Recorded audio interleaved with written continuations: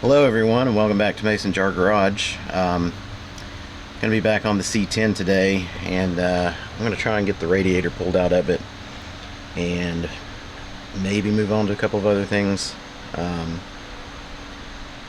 I've got an intake manifold and carb and everything to go on it. I don't know if I want to jump into that just yet, but I might.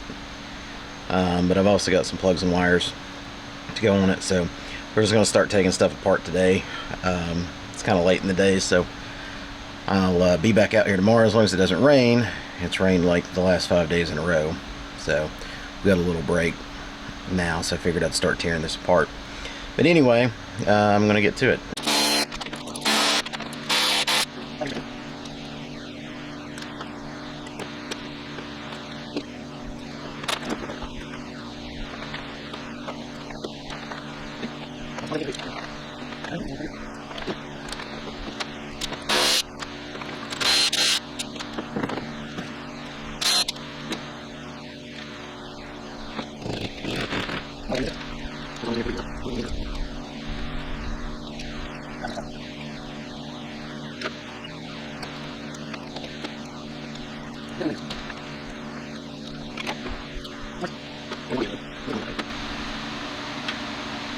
I can't get the cap off of this radiator either. It is stuck. I've tried several times now to get it off. I can tighten it and loosen it, but it will not actually pop off of there. So since I got a new one, let's see if we can actually get it off of there so we can see inside.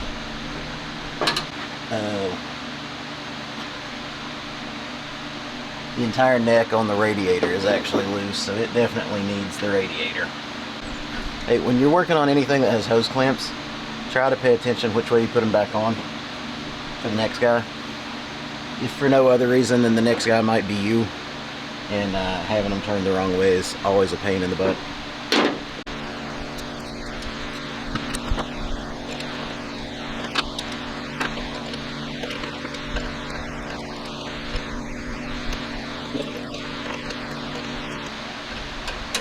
PB Blaster really is like a miracle product.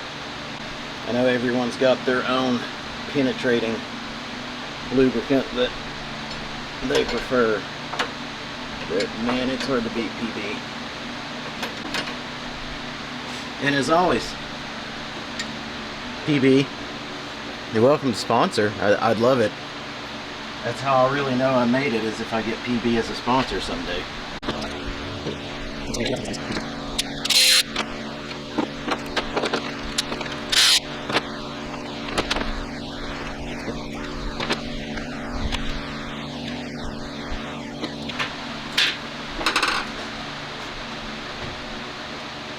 These are ridiculously soft. Say hello to everyone. Hi.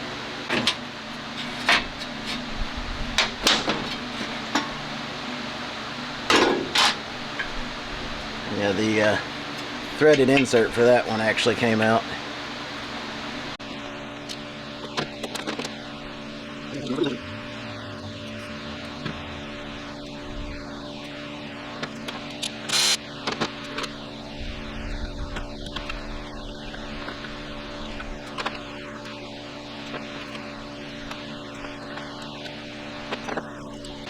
One thing I've always been really bad about is trying to avoid taking stuff out that would make my life 100% easier, but it would take 5 minutes to do.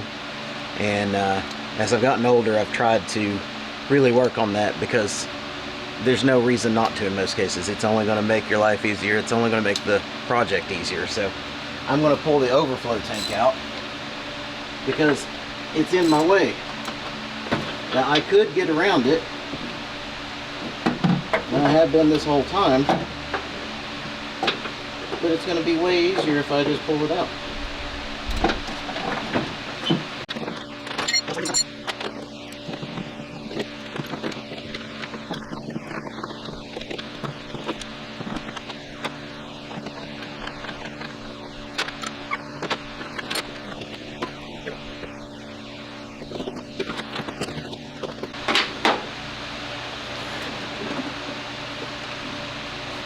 And unfortunately, pulling this first didn't work out for me because I couldn't find that bottom bolt very easily.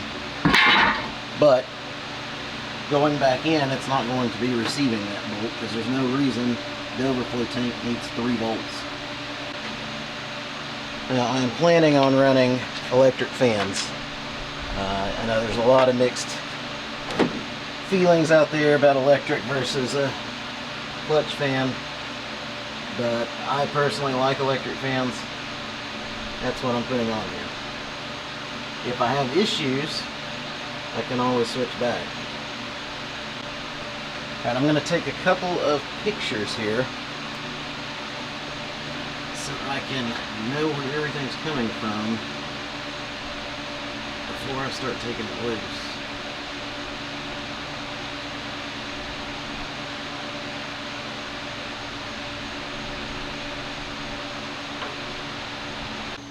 So I'm thinking before I go pulling all this stuff, I might tape up where the carb sits there on the intake and spray all this down with degreaser. Let it sit.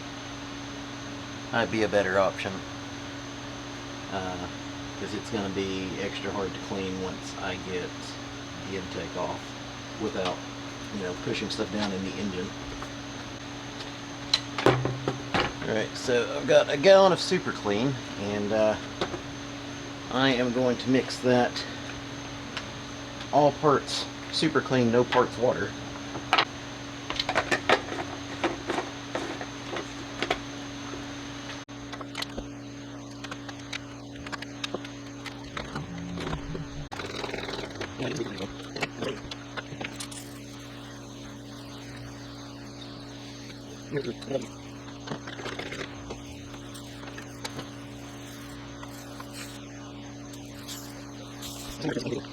So according to the directions, I don't need to let it dry, I just need to let it sit on here for a bit. So I'm going to go ahead and hook up the pressure washer while we let this sit. Alright, it also recommends eye protection, so got that.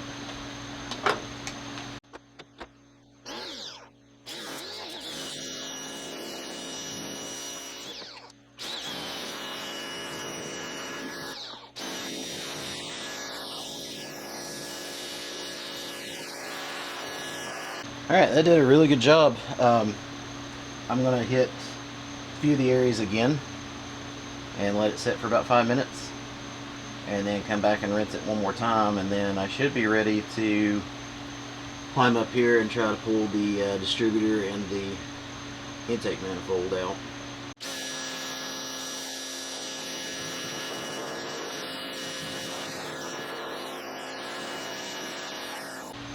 Hey, that's way better. Way better. I can actually see the bolts on the intake manifold now, so that's a big plus. Now, it does say to watch out for painted surfaces, and I can verify it did strip some paint off of the inner fender over on the passenger side. I don't know if you can see that from there, but right over in there.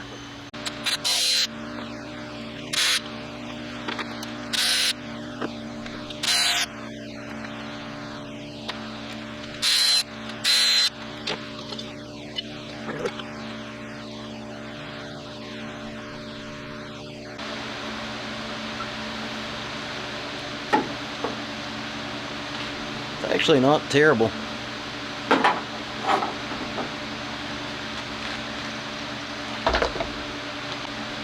gasket was trash though. It's dirty. Alright, we're a little foggy because it's kind of humid, but we're back to see if we can get the distributor popped out. It is currently stuck back there.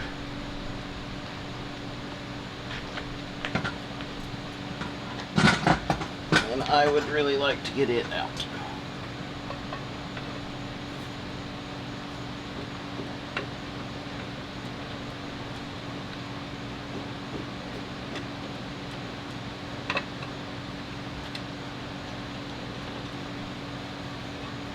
It might actually be coming up.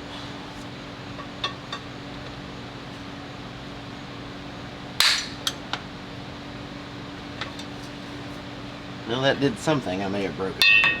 I have another one. I was already planning to replace it. Oh, no, there we go.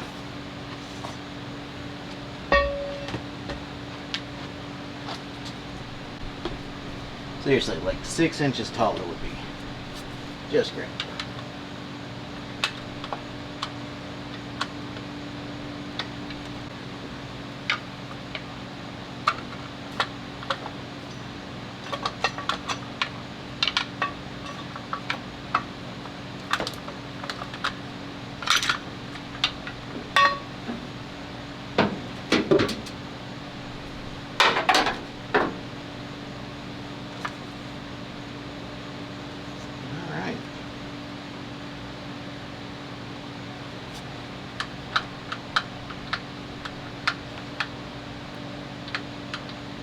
Got a tiny little bit of play in it.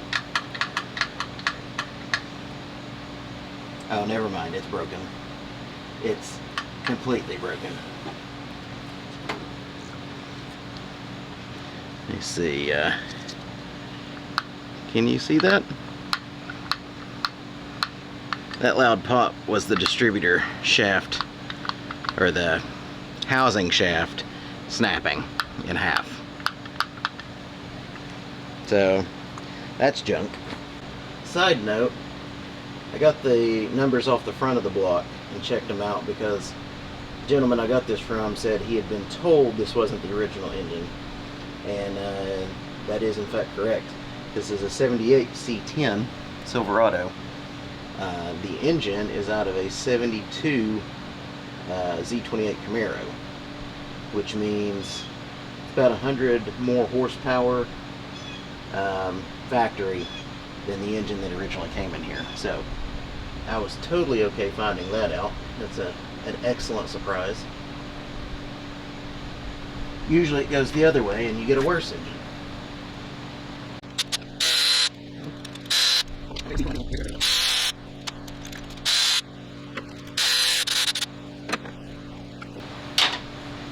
Alright, I think that is all the bolts. Let's see if we can pop this off of here.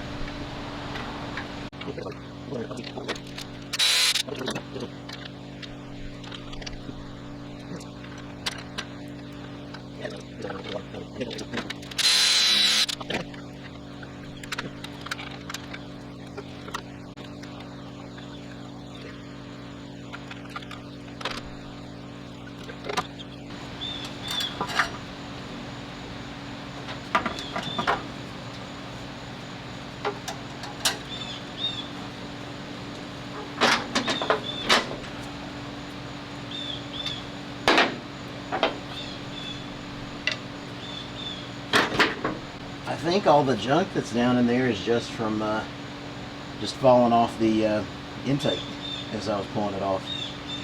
It actually looks pretty clean. And that's just a piece of intake gasket. It's going to need a good cooling system flush.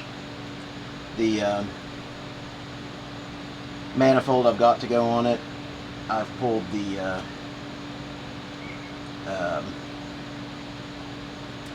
thermostat out of, so it's just open where I can run tons and tons of water through it to flush it. And I'm just back out here tinkering on this again. Almost got it ready to go back together. I've got to clean up the mating surfaces on the heads for the intake manifold, and I'm just going to be using the ground to store things, I guess. These little nylon brushes to clean it up because they're not going to damage the mating surface.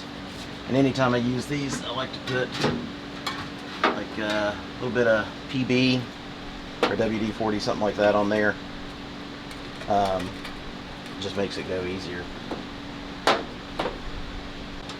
But as soon as I get all those cleaned up and get the oil pressure sender replaced, because it on this vehicle sits directly behind the intake manifold, then I can get started on the reassembly process. Now, you definitely wouldn't want to use like a metal wire brush on this. And if this had a lot of stuff still caked to it, I'd probably just use a scraper, at least to start with.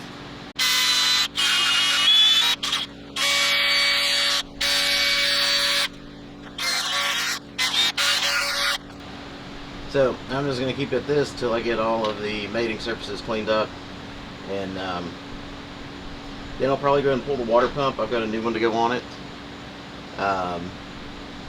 This one may be fine, but there's no coolant in this truck, and I have no idea why that is. So for all I know, the water pump could be bad. So I'm just going to go ahead and put a new one there, since I've already got the accessory drive off anyway. Alright, I'm going to pull this water pump apart and see what it looks like, because there is a lot of buildup. This passage is probably a third blocked.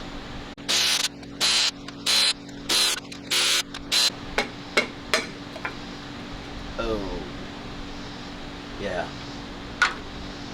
I think replacing that's probably the right decision. I mean, it still turns fine, but that's what it looks like on the inside. I've got some flush to run through this because I don't want all this stuff in the new radiator. The driver's side cooling passage in the block was almost blocked off. Passenger side's the same way. It's just a solid cake of grime in there.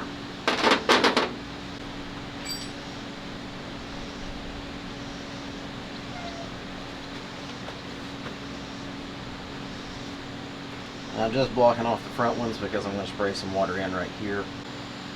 Alright, so I've probably spent close to an hour now flushing, and I finally broke up all of the blockages in there. I'm going to pour a little bit of cooling system cleaner in it, pump some water in it to push it through, and let it sit overnight.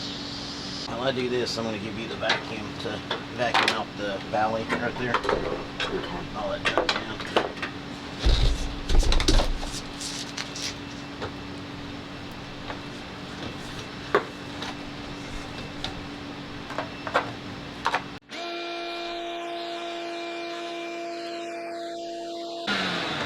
Hooray! Got a clean valley now.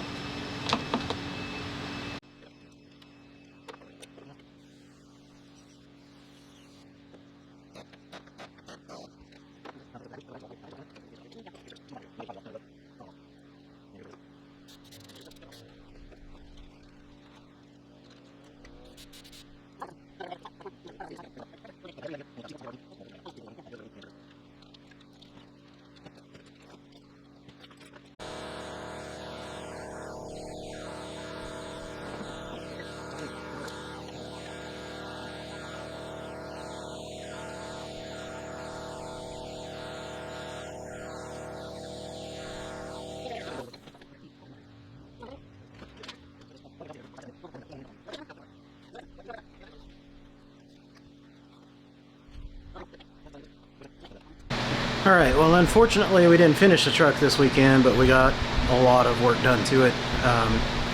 So again, this week, as long as it's not raining after work, I'll be out here doing a few little things each day, and that way when the weekend rolls around again, I can try to focus on some of the bigger stuff, like getting the radiator in there. But I do appreciate you guys watching this episode. Part 2 will be out next week. As always, if you like this, please like, share, and subscribe. I appreciate each and every one of you, and I'll see you next time. Thanks.